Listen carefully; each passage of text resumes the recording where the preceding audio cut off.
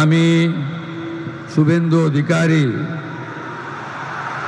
ঈশ্বরের নামে শপথ করিতেছি যে বিধি দ্বারা স্থাপিত ভারতের সংবিধানের প্রতি আমি অকৃত্রিম নিষ্ঠা ও আনুগত্য পোষণ করিব।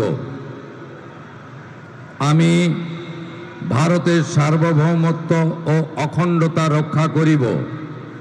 পশ্চিমবঙ্গ রাজ্যের মুখ্যমন্ত্রী রূপে আমার কর্তব্যসমূহ নিষ্ঠাপূর্বক এবং বিবেকসম্মতভাবে নির্বাহ করিব এবং ভয় বা পক্ষপাত, প্রীতি বা বিদ্বেষ রহিত হইয়া সকল শ্রেণীর জনগণের প্রতি সংবিধান ও বিধি অনুসারে ন্যায় আচরণ করিব।